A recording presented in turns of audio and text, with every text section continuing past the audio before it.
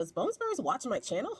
I put a video out the other day talking about E-Man's emails, and towards the end of that video, I explained why it was that Biden and his administration had not put out the E-Man files. I said they were actively investigating and prosecuting the people in the files. They had actively investigated and prosecuted Maximilian, and were in the middle of investigating other people within the files. And I said that because they were a part of an active investigation, that is why they could not release the files. And when Pam Bondi and Deer in Headlights Kash Patel had a joint statement in July saying that there were no files and there would be no further prosecutions because there is no other credible evidence within said files to do so, that is when people started demanding the files. Y'all remember when I said that? Well, since the 218th vote went through with the swearing in of Adelita Guajalva, and Lauren Boebert and Nancy Mays did not bend to the pressure of Bone Spurs, even when they were called principal's office style to the White House, to the Situation Room, where they were confronted by Pam Bondi, Kash Patel, Todd Blanche,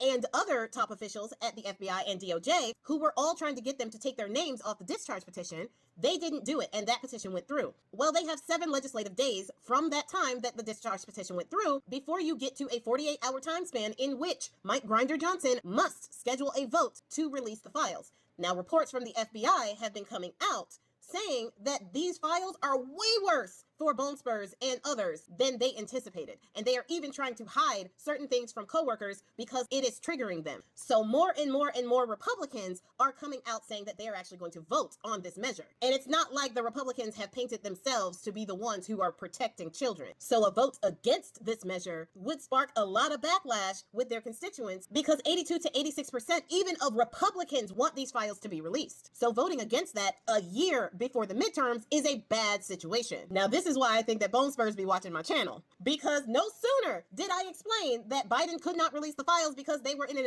active investigation, Bone Spurs calls for an active investigation.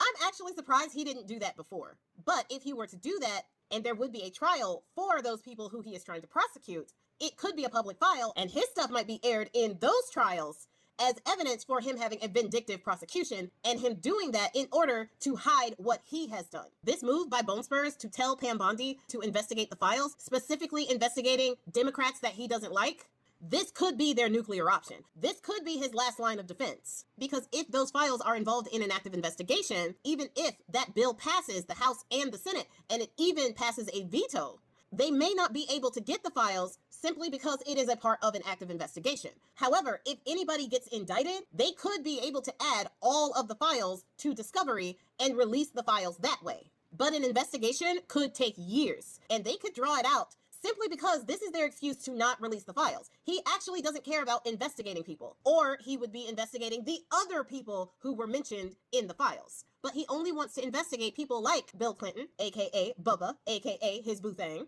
Larry Summers, who was Clinton's Treasury Secretary, Reid Hoffman, who is the founder of LinkedIn. And one thing that is interesting about Hoffman is that he bankrolled the E. Jean Carroll case. The E. Jean Carroll case is the only case where Bone Spurs actually got consequences for his actions. She won, not one, but 2 defamation lawsuits in which he had to pay her millions and millions of dollars. He is real big mad about that. Now, Pam Bondi, who is always ready to do Bone Spurs' bidding, said that she is going to indeed open up an investigation, and she is appointing Manhattan U.S. Attorney Jay Clayton. Now, Jay Clayton was appointed to U.S. Attorney up there in Manhattan in April, when everybody who had something to do with the E-Man case were all fired by Doge. Now, this guy was the chairman of the Securities and Exchange Commission in Bone Spurs' first term. So this is the second time he's working with them. And he is working now at the same office that indicted E-Man and also prosecuted Maximilian.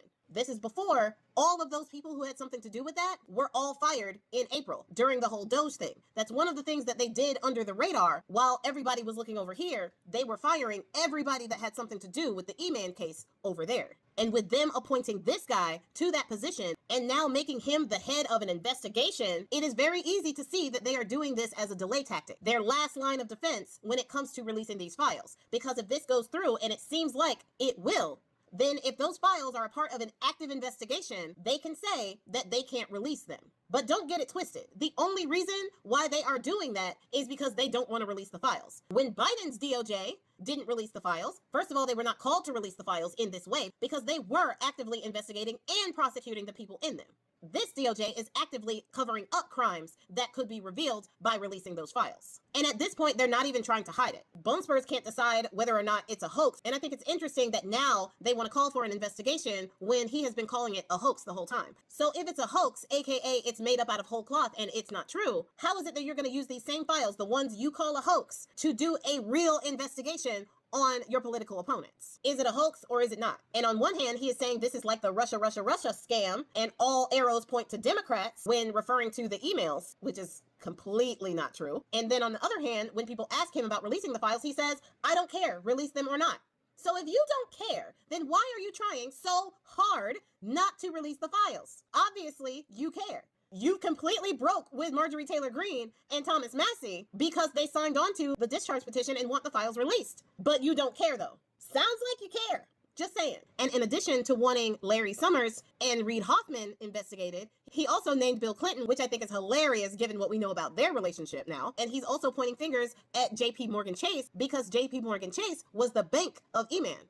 And they actually settled lawsuits against them by the victims for not noticing the red flags that were going on with the finances of E-Man. Now I think it's hilarious that Bone Spurs wants to talk about finances in this investigation because E-Man was blasting his finances in a lot of those emails. So when we're talking about cross-examination, if any of these efforts actually did go to court, which I doubt they will because this is just a delay tactic, if they ever went to court, a lot of the stuff about E's finances could actually be caught in the crossfire and released to the public anyway.